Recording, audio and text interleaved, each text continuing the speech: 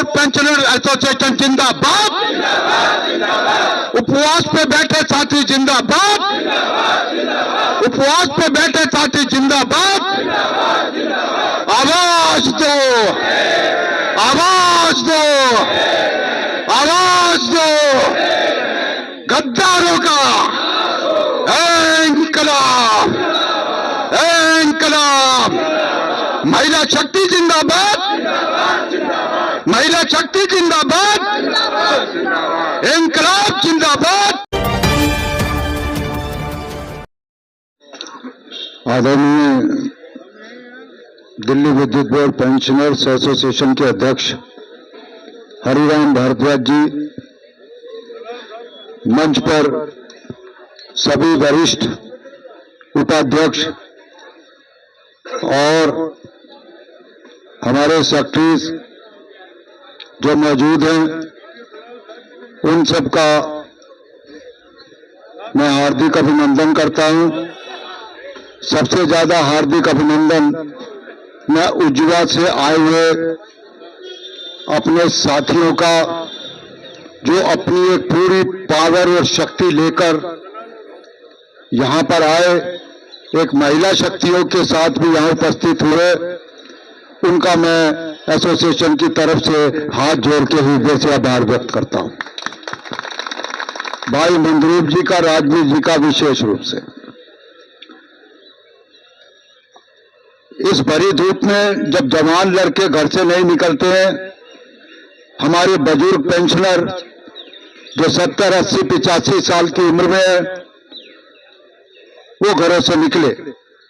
हमें इस बात का दुख नहीं कि आप आए, हम जो भी हमसे व्यवस्था बन पड़ी हमने की। कुछ लोगों ने इस व्यवस्था को खराब करने की भी कोशिश की, किंतु हमने ऐसा नहीं होने दिया। मैंने भारद्वाज जी से बात की तो भारद्वाज जी ने कहा, शर्मा जी हम अपना ईमानदारी से काम करेंगे, जो हमारी मीटिंग है हम उसको सुचारू रूप से चलाएंगे। मैं आपको थोड़ी सी बात पीछे लेके जाना चाहता हूं कि एक टीम वो थी जो 2002 में जिसने निजीकरण करवाया। 2002 में जो निजीकरण करवाने वाले थे, ध्यान से सुने इस बात को, उन्होंने मात्र 950 करोड़ रुपए, 950 करोड़ रुपए का ट्रस्ट आपके लिए बनाया। 950 करोड़ रुपए 2010 और 11 में आके समाप्त हो गए। जब 12 और 13 आया तो ये नौबत आ गई कि आपको मेडिकल बिल दें या पेंशन दें। 12 और 13 मात्र 950 करोड़ रुपए। मेरी बात फिर ध्यान से सुनना, 950 करोड़ रुपए का ट्रस्ट कराया। मैं उन नालायकों को भी जानता हूं कि जो उस समय इस पैसे की मांग को बढ़ोतरी लेकर आगे बढ़े थे, तो वो उनके वीडियो उतरवा रहे थे, उनके वीडियो उतरवा रहे थे, उनको जेलों में भिजवाने का प्रयास कर रहे थे। जब 13-14 के अंदर मैं रिटायर हुआ तो मुझे टर्मिनल बेनिफिट 1 साल में मिले। 1 साल में, 1 साल में 14-15 तक आते आते बिल्कुल तबाही हो गई कि हर रोज यहां प्रदर्शन करना पड़ता था कि पेंशन दो, पेंशन दो, पेंशन दो। फिर एसोसिएशन ने अपने मुहिम से, अपनी टेक्निक से, मिन्नत से, खुशामद से, ताकत से, हर बल से, जो भी तरीका उसको आता था उसको इस्तेमाल किया। इस्तेमाल करते हुए आपके टैरिफ के साथ जोड़ा, आपको बिजली के बिलों के साथ जोड़ा। उस समय एकदम कंपनियों के कहने पे कुछ लोग निकले, बड़ी बड़ी मीटिंगें की, ताल कटोरा इधर उधर झूम गए, तूफान मचा दिया। वो कहते थे कि टैरिफ तो नहीं, क्योंकि कंपनियों ने पूरी ताकत दे रखी थी, पैसा दे रखा था और सब आदमियों को छूट थी कि जाओ करो, हमें पैसा ना देना पड़े। टैरिफ से पैसा ना मिले, सरकार पैसा दे, सरकार खजाने से दे। हमको मालूम था कि सरकार के खजाने में हमको खदेड़ने की कोशिश हो रही है, और अगर हमको खदेड़ दिया तो हमारा हाल कारपोरेशन जैसा होगा कि 6 महीने तक सैलरी नहीं मिलती, सैलरी नहीं मिलती 6 महीने तक। डॉक्टर हड़ताल पर, टीचर हड़ताल पर, स्वास्थ्य कर्मी हड़ताल पर 6-6 महीने जहां सैलरी नहीं मिलती, किंतु दिल्ली विद्युत बोर्ड पेंशनर एसोसिएशन ने घाटे के बावजूद आपकी पेंशन को कभी रुकावट होने नहीं दी, कभी रुकावट नहीं होने दी। एक समय वो आया तो लोग कहते थे कि यार जब इनका ये हाल है तो हमारी पेंशन का क्या होगा। याद है आपको? जो काम करते थे लोग वो ये कहते थे कि अब इनको पैसा नहीं मिल रहा तो हमारा क्या होगा। हमने उन सब मिथकों को भस्म कर दिया, बेकार कर दिया। आज इस पेंशन ट्रस्ट के पास इतना पैसा है कि वो भरपूर आपको पैसा दे रहा है, भरपूर। कुछ लोग जरूर इस पर परेशान है। अरे मैं आपसे पूछना चाहता हूं, मैं आपसे जवाबदेही मांगना चाहता हूं। जब 100 करोड़ रुपया टाटा कंपनी ने देने से मना किया और एप्पल में उसने केस डाला, तो कौन गई वहां पर? पेंशनर एसोसिएशन गई। कौन गए वहां पर? 2 आदमियों के चेहरे खड़े हुए, हरिराम भारद्वाज, अनिल शर्मा। खुद जज साहब से बहस की, खुद जज साहब से बहस की। और जज साहब ने जो स्टे लगा रखा था उसने कहा कि तुरंत इन बूढ़े लोगों को पेमेंट करो। तब 10-10 करोड़ की पेमेंट हर महीने होनी शुरू हुई। ये वो दिल्ली बोर्ड पेंशन एसोसिएशन है जिसने डीआरसी का दरवाजा खटखटाया और टाटा कंपनी पे 1 लाख रुपए का जुर्माना करवाया। और अगर वो आपकी पेमेंट नहीं करेगा तो 10,000 रुपए प्रतिदिन के हिसाब से उस पर जुर्माना लगता। एक डीआरसी ने जब दिया तो उसने पेमेंट देनी आपको शुरू की। यह था कमाल दिल्ली विद्युत बोर्ड पेंशनर एसोसिएशन का। यह नहीं कि आप आए 2002 में निजीकरण कराया और 16, 17, 18 साल के बाद आपको याद आया कि कैशलेस, भाई साहब कैशलेस। ओ मैंने कहा भाई हो गया कैशलेस। वो कैशलेस का फॉर्म भरना शुरू किया उन्होंने। फरीदाबाद, बल्लभगढ़, हरियाणा, पंजाब, दुनिया भर में पहुंच गए। हमारे भी सुखबीर दलाल जी आ चुके हैं, ताली बजा के सभी स्वागत करें। श्री सुखबीर दलाल जिंदाबाद, श्री सुखबीर दलाल जिंदाबाद। आवाज दो, आवाज दो। तो मैं कह रहा था कि फॉर्म भरवाने शुरू किए। आपको ध्यान है इस बात का? आपको ध्यान है कि कैशलेस के फॉर्म भरवाए गए 2016-17 में? मैं झूठ कह रहा हूं? भरवाए गए, फॉर्म भरवाए गए, बोलेंगे कैशलेस हम करवाएंगे। आज 2023 हो गया। वो जो फॉर्म भरवाए थे इन्होंने कैशलेस के, उसका उपयोग क्या किया? उसका उपयोग इन्होंने जाके वहां किया कि बोले कि ये जो कैशलेस के फॉर्म पेंशनर ने भरे हैं ये हमारे मेंबर हैं, अब हमको पेंशन ट्रस्ट में ट्रस्टी बनाया जाए। इनका कमाल देखो। उन फॉर्मों के आधार पर इन्होंने कहा कि इनको पेंशन ट्रस्ट में ट्रस्टी बनाया जाए, तो पेंशनर एसोसिएशन की जगह, पेंशनर एसोसिएशन की जगह एक ईस्ट दिल्ली में वो लिखा हुआ उसके पूर्वी दिल्ली की एक पता नहीं एनजीओ है क्या है मुझको मालूम नहीं, उसको उन्होंने ट्रस्टी बना दिया। चलो बन गए, हो गया कैसे इसके आपका? 4 साल ट्रस्टी रहे, एक 7 साल ट्रस्टी रहा। क्या कैशलेस मिल गया आपको? नहीं मिला, कुछ नहीं मिला।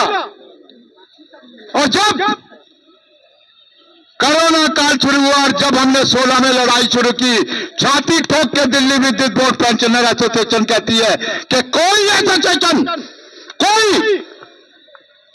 एक दो यूनियन को छोड़ के कोई एक आध प्रोग्राम किया हो सिवाय दिल्ली विद्युत बोर्ड पेंशनर एसोसिएशन के, सुखबीर दलाल, हरिराम भारद्वाज के, किसी ने कोई पे स्केल के लिए धरना प्रदर्शन किया हो तो हमको बताए। बताओ कोई है कोई ऐसा? अरे 29 प्रदर्शन किए हमने, 29। अरे कोरोना काल में दुनिया घर बैठी रही, घर से नहीं निकली। लोगों ने कहा क्या करें? हमने कहा कि आप वो करें जो हम कहते हैं। बोले हमें सहूलियत दिलवाओ। हमने कहा क्या चाहिए? बोले हमको आप सीधा डॉक्टर बना दो। हमने डॉक्टर बनवा दिया उनको। बोले कैसे? अब आप 6 महीने में आप अपना मेडिकल बिल जमा करा सकते हैं। यही है ना? पहले क्या था? 3 दिन। वो गब्बर सिंह का एक डायलॉग है, वह 2 और तुम 3, फिर भी वापिस आ गए। 6 महीने। और उस पर तुर्रा ये कि आप अपने हॉस्पिटल जाइए, पैनल के दवाई लिखाइए। अब आप सीएमओ के पास जाने की, डॉक्टर के पास जाने की जरूरत नहीं, खुद ही सीएमओ बनिए, अपना बिल भरिए, राजगाट जमा करा दीजिए। डॉक्टर बना दिया। पहले क्या करते थे? डॉक्टर के पास जाओ, फिर रेफर करवाओ, फिर हॉस्पिटल जाओ, फिर हॉस्पिटल से दवाई लिखवाओ, फिर डॉक्टर के पास आओ, डॉक्टर को दो, फिर राजगाट जमा करो, या वहां जमा करो, या इधर जमा करो। वो आपकी 5 चक्कर तो बंबीरी की तरह घूम जाते थे। ऑब्जेक्शन ऊपर से। आपको जब यह सहूलियत मिली तो बिलों का अंबार लग गया। जब दिल्ली विद्युत बोर्ड पेंशन एसोसिएशन में कुछ लोग ट्रस्टी बने तो 3 महीने की मेडिकल की पेंडेंसी चल रही थी। 3 महीने ओपीडी की, और कैंसर डायलिसिस तो 45 दिन में पेमेंट हो रहे थे। और जैसे ही एक प्रकटीकरण हुआ, प्रकट हुए कृपाला दीनदयाल प्रकट हुए, कृपाला प्रकट हुए। आज 12 महीने आपको ओपीडी मेडिकल के बिल मिलते हैं। और जब आते हैं लेट हो रहे हैं तो वो हमको बोलते हैं, अरे भाई ट्रस्टी तुम, पेंशनर ने ट्रस्टी तुमको बनाया, जिम्मेदारी आपकी। जो अच्छा काम करे वो तो कोई चर्चा नहीं, और बुरे काम को बोले जी वो तो पेंशन एसोसिएशन है। मैं भ्रष्टाचारियों के साथ समझौता नहीं कर सकता। मैं भ्रष्ट, रिश्वतखोर और अपने समय के जो सुपर हरामी हैं उनके साथ समझौता नहीं कर सकता। मैंने इंतजार कर रहा था एक वक्त से, वो छोटे मोटे तब टट्टू पट्टू होते थे। मैंने सोचा कभी एक दिन ऐसा आएगा ये कहीं चढ़ेगा, तभी से तब बताएंगे कि क्या है और क्या चीज होती है। आज पेंशनर एसोसिएशन ने 1200 करोड़ रुपए, 1240 करोड़ रुपए आपके एरियर के दिलवाए हैं। 1240 करोड़ रुपए। आप कमाल देखिए, 950 करोड़ रुपए 80 साल के, और आपका एरियर ही एरियर 1240 करोड़ का। वो मिलना शुरू हुआ कि नहीं हुआ? अभी जैसे ही कोई लोग एक्टिव हुए वो मिलना रुक गया। क्यों भाई? ये वजह जानने के लिए हम मारे फिर रहे हैं। ऐसा क्या हुआ कि ये रुक गया? आपको ऐतिहासिक 70 साल में 10% हिंदुस्तान में एक आध जगह मिलता होगा। इस बुरे हालत ट्रस्ट में, जिसकी हालत खराब थी, पैसा नहीं था जिसके पास, उस ट्रस्ट से आपको 70% में 10% और 15% की बढ़ोतरी दिलवाई। किसने?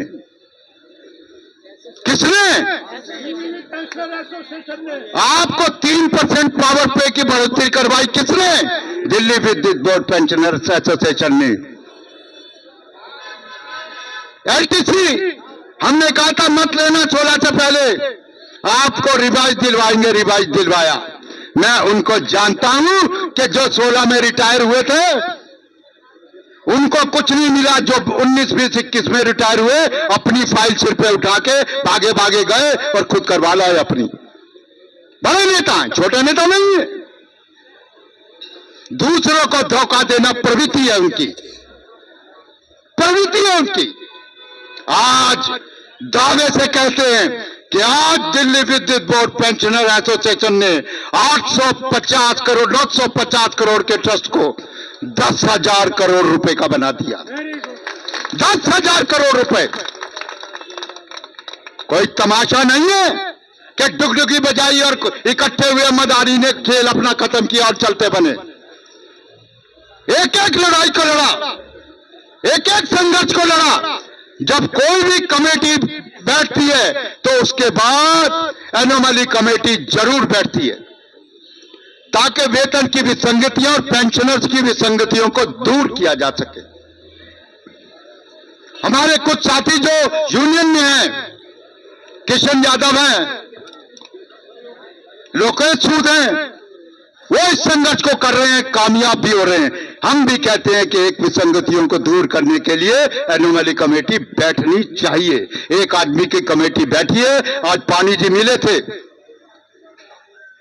उन्होंने कहा कि अभी कोई मीटिंग नहीं हो रही है, तो हमने कहा कि ठीक है, अब 13वीं दरवाजा खटखटाएंगे हम। आज भारद्वाज जी और सुखबीर दलाल जी ने वर्मा जी का तो दरवाजा अच्छे से खटखटा दिया, हेडक्वार्टर में अच्छे से खटखटाया आपके बैंकीकरण के मामले में, और छोटी आवाज में नहीं, ऊंची आवाज में खटखटाया। वर्मा जी कहने लगे मैं क्या करूं, बोले वो हम तेरे को 2-4 दिन में बता देंगे, तू क्या करेगा ये हम तुझे बताएंगे। ये एक लड़ाई है, आपकी एक एक लड़ाई शानदार तरीके से लड़ते हुए हम यहां तक आए। हर लड़ाई को शानदार तरीके से लड़ा। आज वर्मा जी से हमने ये कहलवा लिया कि जो आज जब हम वहां गए तो सुखबीर दलाल जी की अध्यक्षता में हमारे शूरवीर सिंह सेक्रेटरी पावर से मीटिंग हुई। एसोसिएशन की तरफ से दलाल साहब ने आपका पक्ष रखा, आपकी वकालत की, बैंक के बारे में वकालत की, आपके एरियर के बारे में वकालत की, आपकी सारे विषयों के बारे में वकालत की। उन्होंने कहा कि भाई फाइल मेरे पास है। आज मैं बात करके वर्मा जी और पालीवाल जी को बुलवा लिया, वो वहीं बैठे थे। उनकी मौजूदगी में कुछ न कुछ निर्णय इस पे कर दिया जाएगा जिसमें आपके एरियर का भुगतान है कि क्रम वाइज एरियर देने की बात हो गई कि आपको जुलाई में, जैसे उदाहरण दे रहा हूं, 3% पावर पे मिलेगा, मिल सकता है, अगस्त में कुछ मिलेगा, एलटीसी, सितंबर में कोई और चीज। इस तरीके से आपको पहले से पता होगा कि इस महीने मेरे को कौन सा भुगतान होगा। ये जो आपका आना जाना गर्मी में ये समाप्त हो जाएगा। आपको पहले ही पता चला होगा, पहले से ही 4 महीने पहले पता चल जाएगा कि इस महीने हमको ये चीजें मिलेंगी और हमारा कोई इस पे विरोध नहीं है। ये हमने ही सारी चीजें इसको लेके आगे बढ़े थे, पर आज हम चाहते थे कि हमारे पेंशनर को मिले। सब पेंशनर ने एक मांग की कि हमारी पेंशन कहां फिक्स हुई है। आपको पता है? पता है किसी को? नहीं पता। हर कोई फोन करके बोलता है मेरी पेंशन कहां फिक्स हुई, मुझको मालूम नहीं। हमने कहा कि जैसे पीपीओ की किताब इश्यू होती है उसमें लिखा होता है कि आपकी पेंशन कहां फिक्स हुई है, इसी तरीके से एक नया नंबर, पीपीओ नंबर वही रहे, एक नई जो पेंशन आपकी फिक्स की है उसका एक पेपर प्रत्येक पेंशनर को दिया जाए ताकि वो अपनी पेंशन पासबुक में लगाए और उसको पता चले कि उसकी पेंशन कहां फिक्स हुई है।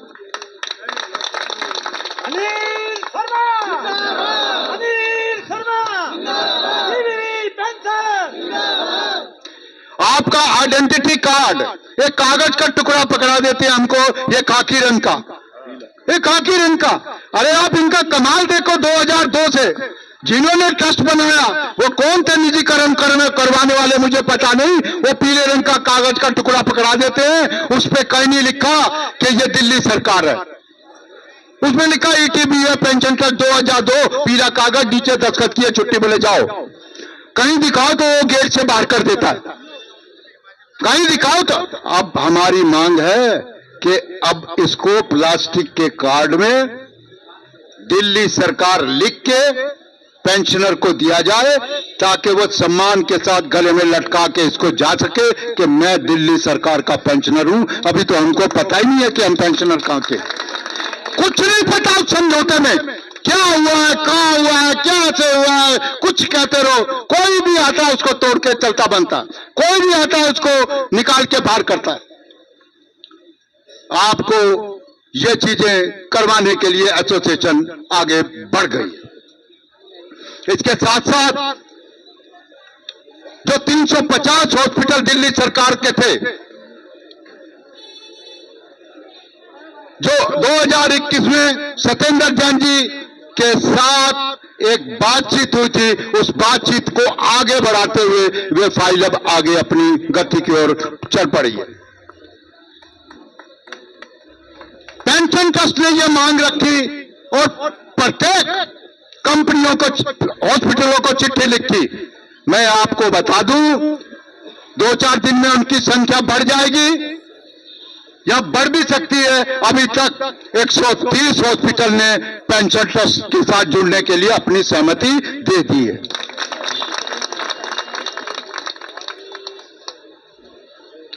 बात आती है कि आपको ज्यादा से ज्यादा सुविधाएं दिलवाना एसोसिएशन का काम है। आज आपकी हर चीज हो गई, आपका एरियर हुआ, आपकी पेंशन डिवाइस हुई, अब पेंशन में कोई त्रुटियां रह गई।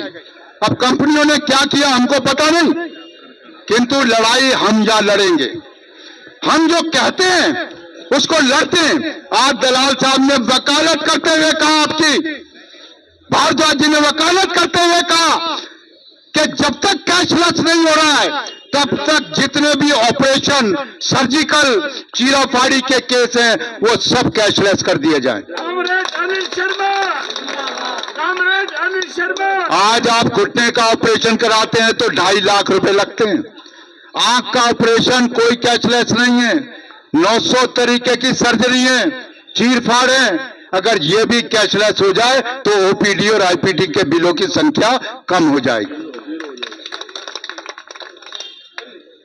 नई व्यवस्था बनाने की ओर एसोसिएशन अग्रसर है और 2-3 दिन में जो आज बात हुई है, शूरवीर सिंह जी ने फाइल अपनी टेबल पे मंगवा ली है कि आपको किस तरीके से कैसे कैसे पेमेंट होगी उसका विस्तार से दिया जाएगा। और इन विस्तारों के साथ मैं ये बात जरूर कहूंगा कि कोरोना काल में अगर कोई मर्द एसोसिएशन थी या बुढ़ी मर्द तो जवान होता है, बूढ़े मर्द जो 2 साल तक बाकायदा इस ऑफिस में अपनी ड्यूटी देते रहे, बाकायदा इस ऑफिस में अपनी ड्यूटी देते रहे, बाकायदा इस ऑफिस में अपनी जान गंवाते रहे। हमारे सैनी जी, उनकी शहादत हो गई। RN. Bhattacharya joint secretary corona शहादत पा गए। हमने काम किया आपके लिए, आप कोरोना में आए, हमने बिलों की व्यवस्था करवाई। आप लाइनों में लगते थे, हमने कहा हमारे एसोसिएशन के ऑफिस में आइए, यहां कीजिए, यहां कुछ कीजिए, यहां हमने उनको दिया। भले ही मुझको भी 2 बार कोरोना हुआ, भारद्वाज जी को भी हुआ, महेश को भी हुआ, जितने साथी हैं, दलाल साहब भी 2 बार कोरोना में गए, बीएससीएस पे प्रदर्शन करने गए थे। वहां पर बीएससीएस यमुना पावर कड़कड़डुमा, और वहां से कोरोना की सौगात लेकर आए। हाँ, 1-1 16 वालों के लिए हमने कोरोना के, वो कह रहे थे हम 15 दिन में करा देंगे, वो 15 दिन ही नहीं होते उनके, 15 दिन 15 महीने में निकल जाते हैं, कहते 15 दिन फिर 15 महीने में निकल जाते हैं। किंतु हमने गंभीरता से सभी मैनेजमेंट से बात की और उसको लेके आगे चले। अंत में मैं अपनी बात को कहता हूं उन लोगों के लिए जो SVRS के लोग हैं, जो VSS के हमारे साथी हैं, जो आज धरने पर बैठे हैं, जो आज प्रदर्शन पर बैठे हैं, उनके लिए एसोसिएशन ने उन्होंने एक कदम आगे बढ़ाया और दिल्ली विद्युत बोर्ड पेंशनर एसोसिएशन ने 2 कदम आगे बढ़ाकर उनकी वकालत शुरू कर दी। उनका एक सामूहिक नेतृत्व श्री दिगान जी, मदन सिंह तड़ियाल जी, भगत राम जी, SP शर्मा जी, ईश्वर सिंह दिगान जी और हमारे परम सहयोगी नरेंद्र जी, इन्होंने बीड़ा उठाया और हमने इसको कहा कि भाई हम इसको लेके लड़ते हैं। अंजाम उनको पता नहीं होता, हमारा काम है संघर्ष करना और संघर्ष को लेके हम इसको आगे चलेंगे। अचानक जब इसको देने गए अपने मुख्य संरक्षक सुखबीर दलाल जी के साथ, तो उस दिन शूरवीर जी से उनकी औपचारिक मुलाकात हुई, किंतु TPDDL के CEO से 10 मिनट तक टेबल पर बैठकर VSS और SVRS के पेंशनर का पक्ष भगत राम जी द्वारा उसके समक्ष रखा गया। अब हम उनके पास दोबारा जाएंगे, उनका दरवाजा दोबारा खटखटाएंगे। हमने उनको कहा कि आपके पास आएंगे, डेट आप बता देना, हम अपने मुहिम छेड़ने वाले हैं। इस मामले में जो पैसा नहीं देगा उस पर भी मुहिम छेड़ने वाले हैं, और जो विसंगतियां हैं उनको दूर करवाने के लिए भी इस मुहिम को छेड़ेंगे। तो इस लड़ाई के साथ हम आगे बढ़े और हमने ईमानदारी से काम किया, ईमानदारी से। कुछ लोगों को कोई अपने बारे में कोई गलतफहमी हो तो यह निश्चित है कि कोई अतिक्रमण कहीं पर भी करेगा, कहीं पर भी अतिक्रमण करेगा तो सरकार का बुलडोजर आता है, अतिक्रमण को तोड़ देता है। हमारे यहां भी कोई अतिक्रमण करेगा तो नुकसान उठाएगा। आप सब इन मांगों के साथ भरपूर, मैं एक और बात छोटी सी कहता हूं। अच्छा, ऐसा कोई आदमी बताओ जिसका इनकम टैक्स नहीं कटा हो? कटा है तो मैं कह रहा हूं कोई ऐसा आदमी बताओ जिसका इनकम टैक्स नहीं कटा है। सबका कटता है, रिटायरीज का सबका कटता है, कटता है ना। इसका मतलब आपको भरपूर पैसा मिला, भरपूर दौलत मिली, भरपूर धन मिला, तभी तो पेंशनर इनकम टैक्स की रेंज में आए, तभी तो आपको भुगतान हुए। अभी भी भुगतान हो रहे, भुगतानों का सिलसिला थमेगा नहीं। ये जब तक चलता रहेगा, जब तक ये साल खत्म नहीं हो जाता 24, ये तब तक चलता रहेगा। 24 के बाद फिर नई प्रक्रियाएं हम शुरू करेंगे, कैशलेस, और ये हमारी चल रही है। इन मांगों को लेके हम आगे बढ़ेंगे। हमारे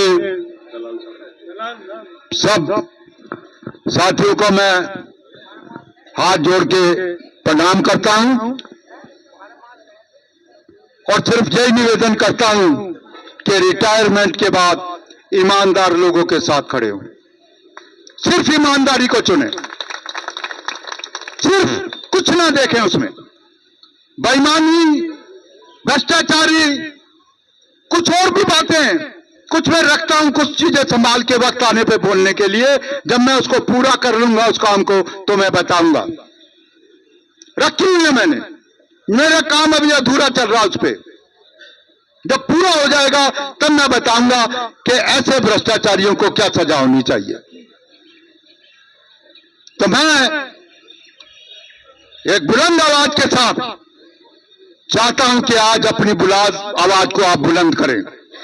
बोलते से बोलता पैदा होता है, बोलते पे बोलता शहदा होता है, बोलते का बोलते पे राज होता है, बोलता आगाज है, बोलता अंजाम है, बोलती दिल्ली की सरकार है, बोलती भारत की सरकार है, बोलते आपके दुश्मन है। अगर आपने बोलना बंद कर दिया तो सारे मिलके आपकी बोलती, मालूम है आपको, सारे मिलके आपकी बोलती बंद कर देंगे। इसलिए बहादुर मेरे 70-80 वर्ष के साथियों, अपने दोनों हाथ उठाओ, दोनों हाथ उठाओ, मुट्ठी बांधो और नारा दो मेरे साथ। ये नारा इतना बुलंद हो कि पेंशन ट्रस्ट के अधिकारी कर्मचारी तमाम इससे हिले। मजदूर एकता जिंदाबाद। मजदूर इसलिए लगाता हूं कि पहले हम मजदूर थे, अब पेंशनर हो गए। दिल्ली विद्युत बोर्ड पेंशनर एसोसिएशन जिंदाबाद। आवाज मैंने कहा था बुलंद होनी चाहिए, मजेदार होनी चाहिए। मेरी आवाज आपसे तेज मजा नहीं आए। दिल्ली विद्युत बोर्ड पेंशनर एसोसिएशन जिंदाबाद। उपवास पे बैठे साथी जिंदाबाद। उपवास पे बैठे साथी जिंदाबाद। आवाज दो, आवाज दो, आवाज दो गद्दारों का। इंकलाब, इंकलाब। महिला शक्ति जिंदाबाद, महिला शक्ति जिंदाबाद, इंकलाब जिंदाबाद। आपका बहुत बहुत धन्यवाद। आपने सुना, आपकी बहुत बहुत कृपा, आपका आभार।